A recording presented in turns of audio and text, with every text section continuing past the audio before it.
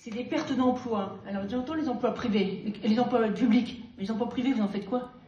On est dans un pôle de santé, il est public, privé, tous les emplois comptent. Il n'y en a pas des qui sont des sous-emplois et des autres. C'est tout le monde qui compte. Donc il y a quand même à la clinique de la Compassion, il y a à peu près 60 à 80 emplois. Ça, vous en faites quoi? Ben, moi, ils me font autant que les autres. Donc c'est dévastateur pour Langres. Hein. Qui viendrait? Je vois beaucoup de Langrois, je vois beaucoup de retraités. On est vieillis. Société vieillissante. Il y en a qui me disent, mais moi demain, si le projet de l'ARS voit le jour, je pars de Langres. Non seulement on n'attirera pas, mais en plus il y a des gens qui vont partir, parce qu'ils n'auront pas envie d'être dans un territoire déserté, désertification médicale majeure. Alors bon, ceux qui vous vantent le projet, soit ils ne connaissent pas du tout le sujet, hein, soit ils vous mentent. C'est pas compliqué. Donc qui pourra dire que en construisant la coquille vide là, qui est en train de se construire, c'est quand même urgent là, on n'a pas le temps de palabrer, on n'a pas le temps de discuter, là la construction n'est pas commencée mais c'est imminent. Donc ça, il faut l'arrêter tout de suite. Parce que dans cette coquille vide, il n'y aura pas d'urgence 24 heures sur 24. Quand vous êtes médecin, vous savez très bien qu'il n'y a pas d'urgence. Vous le savez bien, vous n'allez pas aller, quand vous avez un accident de sport le week-end, vous n'allez pas aller aux urgences, il n'y aura plus de chirurgiens. Et les urgentistes, ils ne viendront plus, on aura du mal à recruter. Déjà aujourd'hui, on a du mal, demain les urgentistes, il n'y en aura pas. Il n'y aura pas d'urgence 24 heures sur 24, c'est faux. Alors deuxièmement, comme je vous ai dit, hein, c'est urgent, ce projet, il faut l'arrêter, et le maire de Langres, il a du pouvoir. Le maire, il vous représente tous. Il représente tous les Langrois. Si ce projet, aujourd'hui,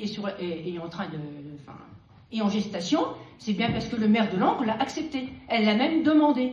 Quand M. Lacroix a dit « je construis un hôpital à Chaumont », bah, et nous alors, il n'y a pas de problème, on construit un hôpital à Langres. Alors au passage, on construit un hôpital, on vous vend qu'il a du parking, qu'il est fonctionnel, qu'il sera très beau. Seulement, qu'est-ce qui fait un hôpital? C'est les médecins, c'est les soignants, c'est les infirmières, c'est les aides-soignants, c'est ces gens-là.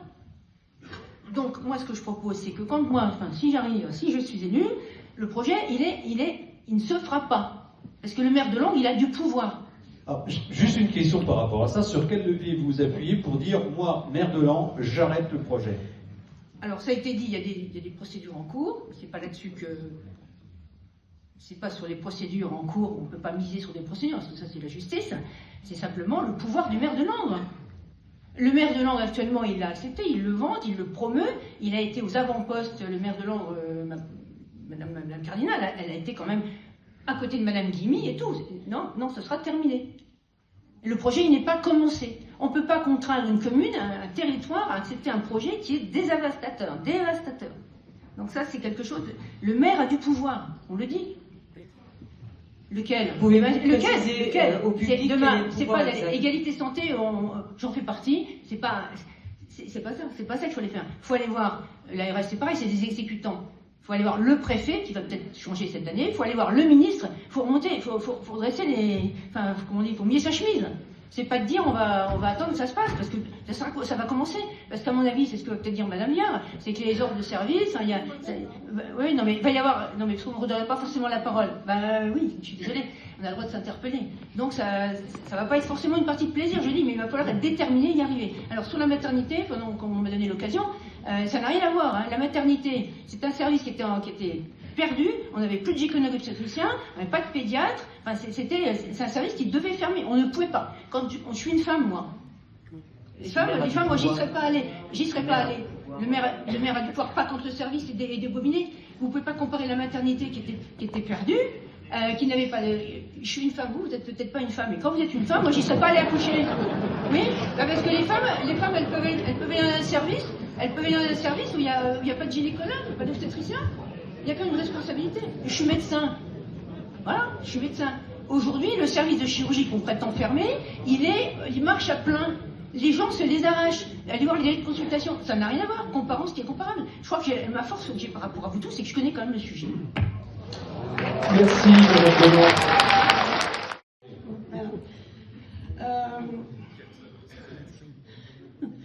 Non, mais j'observe que sur ce sujet-là, de toute façon, je pense qu'il n'y avait pas de grand suspense dans la soirée. Tout le monde a sorti ses petites punchlines.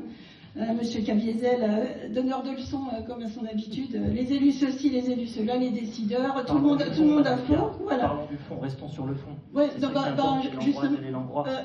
justement, Monsieur Caviezel, c'est pour ça que je me permets de vous le dire. J'ai l'impression que vous avez déjà utilisé tous les petits mots que vous voulez. Chacun en a déjà pris pour son grade. Je suis un des seuls à pas lire mes fiches. Pardon? Je suis un des seuls à pas lire mes fiches. Oh, bravo!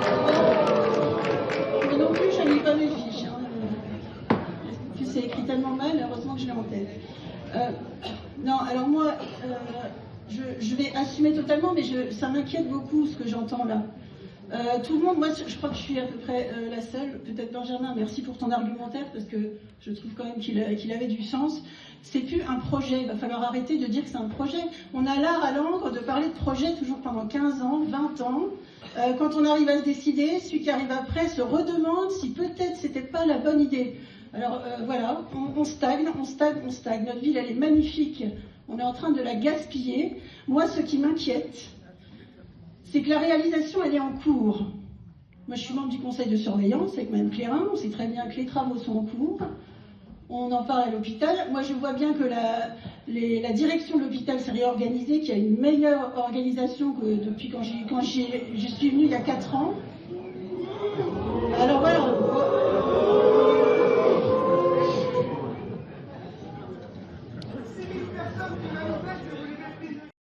On peut continuer sur ce qui a été dit tout à l'heure, c'est que ce qui est très important pour la ville de Langres, c'est de travailler vraiment avec le Grand Langres, parce que c'est eux qui ont la compétence économique. Et j'observe que les élus, là, sont pas très présents, on ne voit plus le maire au Grand Langres, effectivement, la dichotomie, enfin la séparation qui s'est exercée a été très, très pénalisante. Au PETR, parce que c'est l'ancien pays de Langres, là on a un chargé de mission, on a vraiment des forces vives pour accueillir et je pense qu'il se fait des choses. Pour accueillir là-dessus je crois qu'il y a peut-être un peu une méconnaissance de ce qui existe déjà sur le territoire. Les guichets uniques, voilà, on en a, on s'est frappé, et quand le maire de Langres reçoit quelqu'un, il s'entend très bien avec le président du Grand Langres, il s'entend très bien avec le président du PETR, et tout ça c'est fluide. L'avantage d'un territoire rural comme le nôtre, c'est que on n'est pas dans des grandes métropoles, et les gens se connaissent et travaillent dans une certaine fluidité, une réactivité. Alors bon, par contre, effectivement, la ville de Langres, moi j'étais un peu ulcérée, c'est qu'il y a des aides qui existent. Et ça fait un an au moins, un an que je travaille au corps les élus de Langres, les élus sortants, le directeur des services, parce qu'à la région, je suis conseillère régionale, et on a quand même des aides. Là aussi, il y a la compétence économique, il y a des aides et que le territoire se refuse de mobiliser. Donc ça, c'est vraiment dommage. Il y a des aides directes pour les commerçants, pour refaire leur vitrine, voilà, des choses qui comptent. Et ça s'appelle l'accord. Ça, là, vous étiez aux abonnés absents. C'est quand même dommage. Après, on parlait tout à l'heure de l'urbanisme, parce que l'urbanisme est très, très important, parce que quand une entreprise arrive, faut-il encore avoir des locaux, des bâtiments, des terrains, et ça, j'entends bien qu'on met les collèges en bas, et on a beaucoup parlé de choses qui doivent se mettre ici et là. Je pense qu'il faut avoir une vision globale de Langres, et que la ville de Langres trouve quand même des capacités de bâtiments, bâtimentaires et de surface pour pouvoir accueillir des entreprises, notamment des petites entreprises artisanales. Alors j'ai parlé de la communauté de communes, on a parlé du logement. Bon, le logement c'est pareil, monsieur Henry. Vous n'êtes pas au conseil municipal, les OPH, on en a démarré une en 2015 et on est en train de la reconduire. Donc l'OPH-RU, elle est vaste, hein, elle est sur le Grand Langres, et là elle a été recentrée sur le centre historique de Langres. Au dernier conseil communautaire, l'État s'est aperçu, avec l'ANA, s'est aperçu que finalement il y avait des politiques et de l'argent qui arrivait sur le territoire pour rénover les logements, pour les isoler, pour les rendre confortables et attractifs, sauf qu'on s'aperçoit qu'au centre historique de Langres c'est difficile, parce que le bâti du centre historique est plus compliqué qu'isoler un pavillon. Donc, mais ça, l'État est avec nous, l'État, la région, le département, tout le monde finance ces OPH, donc elles existent. Après, elles repartent et il va falloir les fortifier et peut-être aller plus loin. Parce qu'effectivement, des opérations, il faut dire aussi quand il y a des élus qui freinent. Quand je suis partie des affaires, il y avait quand même l'îlot Morlot. L'îlot Morlot, l'opération, il suffisait de trouver 600 000 €. D'ailleurs, ils sont venus assez vite par le fonds, ça s'appelle le fonds Friche. On a eu les financements. Mais vous, qui étiez vos élus, vous avez dit, ah non, c'est trop cher, 300 000 € par appartement. Et l'îlot Morlot, il est encore avec les barricades. Alors qu'il y avait tout près. Il y avait des logements qui devaient être faits avec même des garages en rez-de-chaussée. Donc, il ne faut pas freiner non plus les choses qui avancent. Donc le logement, là, il faut laisser les choses aller. Voilà. Alors ensuite, il a été question des jeunes. Pour les faire rester, les jeunes, ce que j'entends, c'est que les jeunes, ils s'ennuient ici. Ils s'ennuient le week-end ou le soir, ils sont obligés d'aller à Dijon. Donc il faut peut-être voir avec eux. Il faut peut-être leur demander, ils veulent des endroits ou un peu festifs, parce que les festifs mardis, c'est très très bien. Mais les festifs mardis, ça dure que quelques mardis, pardon. Donc il va falloir peut-être faire ça toute l'année, que ce soit dans les salles municipales, voilà, trouver le moyen d'avoir un peu plus d'animation à destination des jeunes. Et puis les équipements sportifs, effectivement, on n'a plus de skatepark, il a été démonté. Donc ça, c'est des projets qu'il faut faire. C'est vraiment une politique globale qu'il faut avoir. Et puis je finirai par un sujet. Si on veut arrêter de baisser la démographie, si on veut conserver nos habitants, c'est avant tout conserver l'hôpital. Il faut quand même commencer par le commencement. Et je vais dire un mot sur le tourisme, hein, parce que le tourisme, c'est aussi le premier, c'est plus facile pour les élus. Parce que le tourisme à Langres, ça passe par les petites choses comme la propreté, hein, il suffit d'avoir, parce qu'on voit que les rues sont pas très entretenues, la propreté, et ça va crescendo jusqu'au plan rempart, que j'ai l'honneur d'avoir mis en place, qui est reconduite. Ça fait partie des choses que vous n'avez pas pu arrêter, c'est bien, mais voilà, ça va des petites choses aux grandes choses.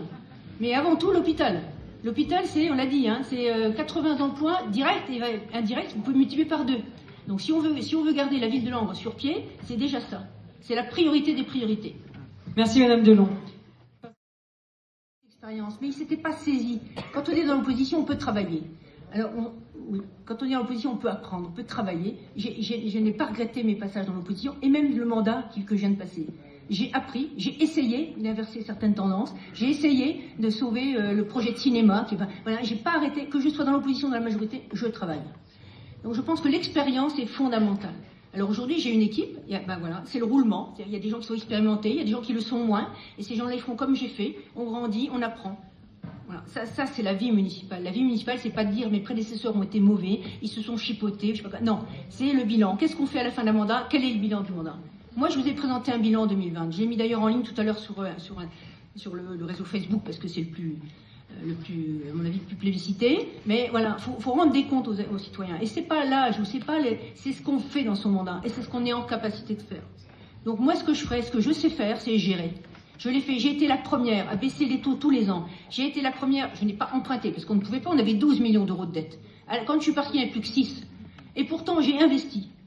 Donc voilà, c'est ça le tour de force qu'il faut faire. Et ça s'improvise pas.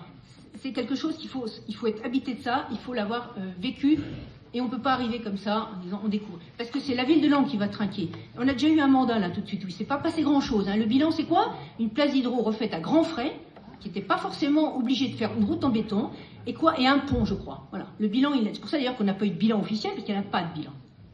Donc je pense que ce qui est intéressant, c'est des personnes qui gèrent la ville, qui gèrent et qui dégagent des marges d'autofinancement, qui arrivent à chercher des financements à droite à gauche, et qui arrivent à faire de grandes choses parce qu'ils savent faire. Donc, et puis je ne peux pas m'empêcher de finir sur l'hôpital, parce que je crois que peut-être ça vous saoule, mais en attendant, c'est le projet, c'est ce qui va nous faire descendre là, définitivement au tréfonds. On a parlé du départ de l'armée. La ville de Langres a déjà perdu pas mal de salariés. L'armée, ça a été quelque chose. Hein. Je me souviens qu'en 2014, c'était quand même une centaine encore de salariés à la BSMAT. Et il y en avait eu avant qui avaient été perdus. On ne pouvait rien y faire pour le départ de l'armée. On voit bien aujourd'hui que les conflits internationaux, on est même en retard sur l'organisation et sur les investissements qu'on fait. Donc ça, Langres ne pouvait rien y faire. Mais par contre, à l'hôpital, aujourd'hui, c'est une forme d'injustice. Il n'y a aucune raison qu'on nous casse un service public qui marche. Donc moi, ma priorité des priorités, c'est celle-là. Parce que perdre des emplois à Langres, on ne peut pas se le permettre. Voilà ce que j'avais à vous dire. Merci Sophie Delon.